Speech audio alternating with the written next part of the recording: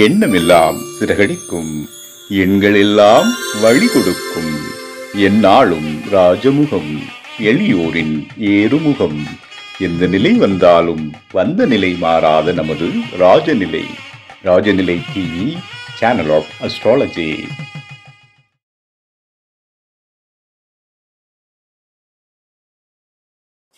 அன்பிற்கினிய ராஜநிலை டிவி உறவுகளுக்கும் நேயர் பெருமக்களுக்கும் குருமார்களுக்கும் என் குருவிற்கும் அன்பான இனிய நற்காலை வணக்கம்.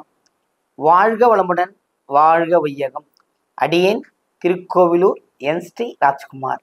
இன்றைய நாளுக்கான பஞ்சாங்க பதிவுகள், ராசி பலன்களை பார்ப்போம். மே மாதம் வியாழக்கிழமை 22/5/2025 உத்தராயணம் விசு வா வசு வருடம் வைகாசி மாதம் 8ஆம் நாள் தசமி திதி. இன்றைய நாளுக்கான கிரக நிலவரங்கள்: மேஷத்தில் புதன், ரிஷபத்தில் சூரியன், மிதுனத்தில் குரு, கடகத்தில் செவ்வாய், கன்னியில் கேது, மீனத்தில் ராகு, சனி, சுக்கிரன், கும்பத்தில் சந்திரன். இன்றைய நாளுக்கான நல்ல நேரம் காலை 10:30 முதல் 11:30 வரை. கௌரி நல்ல நேரம் 12:30 முதல் 1:30 வரை. மாலை கௌரி நல்ல நேரம் 6:10 முதல் 7:10 வரை. ராகு காலம் 1:10 முதல் 3 வரை. குளிகை 9 முதல் 10:10 வரை. யமகண்டம் 6 முதல் 7:10 வரை. இன்றைய திதி தசமி திதி. இன்றைய யோகம் விஷ்கம்பம். இன்றைய கரணம் பத்திரை. இன்றைய நட்சத்திரம் பகல் 1:50 வரை புரட்டாதி. இன்றைய நட்சத்திரம் புரட்டாதிக்கு பிறகு உத்திரட்டாதி நட்சத்திரம். இன்றைய சந்திராஷ்டம நட்சத்திரம் ஆயில்யம் மகம். இன்றைய நாளுக்கான சிறப்புகள்: வியாழக்கிழமை தசமி திதி, புரட்டாதி நட்சத்திரம். அதாவது பொதுவாகவே புரட்டாதி நட்சத்திரம் மகாலட்சுமி நட்சத்திரம். சில ஆலயங்களில் புரட்டாதி நட்சத்திர வழிபாடே செய்கிறார்கள். யாகம் வைத்து மந்திர உச்சாடனங்களை செய்து, மகாலட்சுமி ஆவாகனம் செய்து, அதுக்கு பூஜை முறைகளையும் செய்து, அந்த அம்பாளுக்கு அபிஷேகம் செய்து, பிறகு பிரசாதம் தந்து, அந்த நாயகியை, செல்வத்தின் அதிபதியை வீட்டுக்கு அழைக்கிறார்கள். இது நான் பார்த்த சில ஆலயங்களில் நடக்கிறது. இது ஏன் நிறைய ஆலயங்களில் பயன்படுத்தக்கூடாது அப்படிங்கிற ஒரு எண்ணம் எனக்கும் இருக்கு. இந்த புரட்டாதி நட்சத்திரத்துக்கு அப்படி செய்யும்போது தங்கள் இல்லங்களில் செல்வ கடாட்சம், செல்வ செழிப்பு வந்து சேரும். உள்ளவர்கள் யாகம் வளர்ப்பதற்கு உதவி செய்ய சொல்லலாம், அல்லது தாங்களே தனியாக செய்ய முடியும் என்றாலும் செய்யலாம். செய்யும்போது தங்கள் குடும்பம், உறவினர்கள் அனைவரும் நன்றாக இருப்பார்கள். அதற்காக இந்த தசமி திதியும் புரட்டாதி நட்சத்திரமும் வருகிற நாள், இந்த நாள் பண்ண முடியாது. இனி வருங்காலங்களில் புரட்டாதி நட்சத்திரத்துக்கு செய்யும்போது வெற்றிகரமான ஒரு வாய்ப்பு உங்களுக்கு கிடைக்கும். ராசி பலன்களுக்கு போவோமா?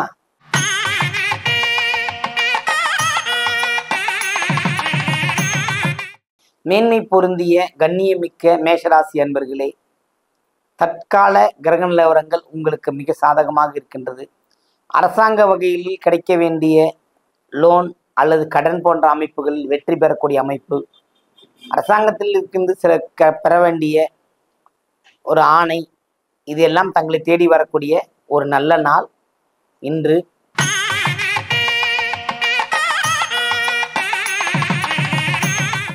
ரிஷபராசி என்பர்களே, ரிஷபத்தை பொறுத்தவரையில் இன்றைய நாள் தங்கள் கிரக நிலவரங்கள் சற்று எதிர்மறையாக இருக்கின்றது.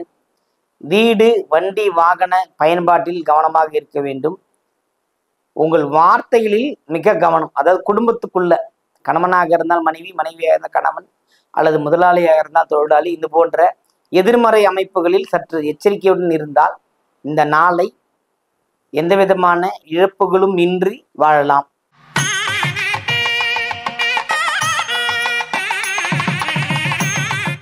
மிதுன ராசி அன்பர்களே, மிதுனத்தை பொறுத்தவரையில் இந்த நாள் மிகுந்த வெற்றி, நிறைவு, மகிழ்ச்சி அனைத்தும் கிடைக்கக்கூடிய அமைப்பு.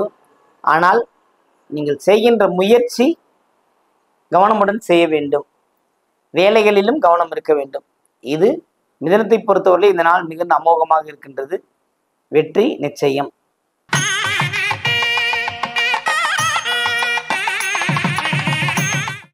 கடகராசி அன்பர்களே, கடகத்தை பொறுத்தமட்டில் நாள் சிறப்பான நாள்.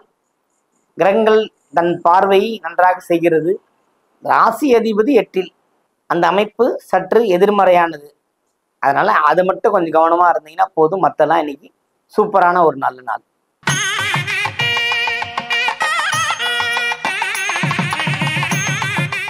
சிம்ம ராசி அன்பர்களே, சிம்மத்தை பொறுத்த மட்டில் இந்த நாள் ஒரு வெளியில கேட்டிருந்த உதவி அல்லது வேலை இது இன்னைக்கு அமையறதுக்கு வாய்ப்புகள் உண்டு. அதாவது மக்கள் ஆதரவுன்னு சொல்லுவீங்க, அது மாதிரி ஆதரவு கரம் நீட்டி வாழ்கின்ற ஒரு அமைப்பு உங்களுக்கு இன்று உண்டு.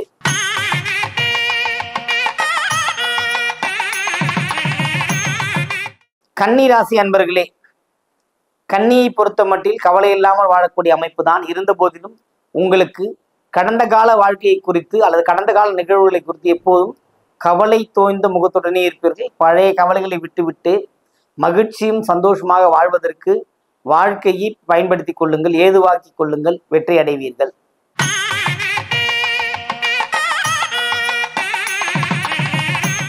துலாம் ராசி அன்பர்களே, துலாமை பொறுத்தவரையில் கிரக நிலவரங்கள் உங்களுக்கு சாதகமாக இருக்கின்றன. குருவின் பார்வை ராசியின் மீது விழுந்து கொண்டிருக்கிறது. வெற்றி களிப்பு, வெற்றி கொண்டாட்டம், உற்சாகம், சுற்றுலா, புதிய வண்டி வாகன சேர்க்கை, மண்மனை பிரச்சனைகளிலிருந்து வெளியேறுதல், இது போன்ற உற்சாகம் மிகுந்த அமைப்புகள் இன்று தென்படுகின்றது. மகிழ்ச்சி உண்டாகக்கூடிய ஒரு நல்ல நாள்.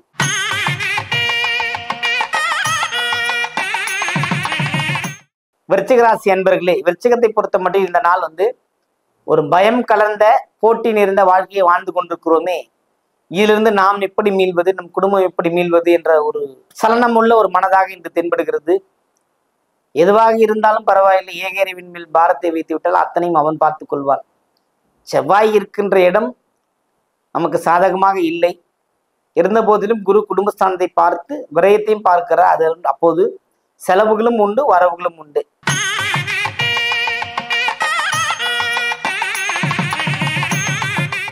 தனுசு ராசி அன்பர்களே, தனுசுவை பொறுத்தவரையில் எப்பொழுதும் தன்னுடைய செலவினங்களை குறித்து நினைத்து கொண்டே இருப்பது ஒருவித மனநோயை உண்டாக்கும். சிந்தனை செய்து கொண்டே இருப்பது போன்ற அமைப்பு தோன்றும். அதனால் இதிலிருந்து வெளியிலே வாருங்கள். செலவுகள் செய்தால்தான் வரவுகள் வரும். சுப செலவுகளாக செய்யுங்கள், வரவுகள் உண்டு.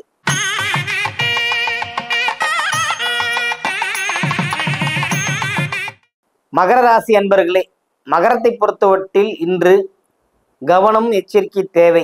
தேவையற்ற வம்பு வழக்குகள் சந்திக்க வேண்டியிருக்கும். தேவையற்ற பேச்சுவார்த்தைகளில் போய் மாட்டிக்க வேண்டிய அமைப்பு இருக்கும். அதனால சிக்கல்கள் வருவதற்கு வாய்ப்புகள் இருக்குது. மிக மிக கவனம்.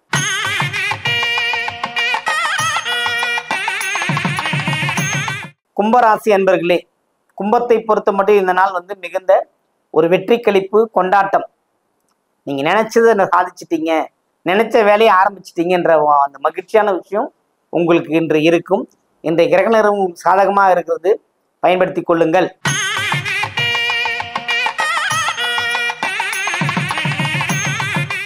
மீனராசி அன்பர்களே, மீனத்தை பொறுத்த மட்டும் இந்த நாள் சிறந்த ஒரு சாதனை புரிவதற்கான ஒரு அமைப்பு.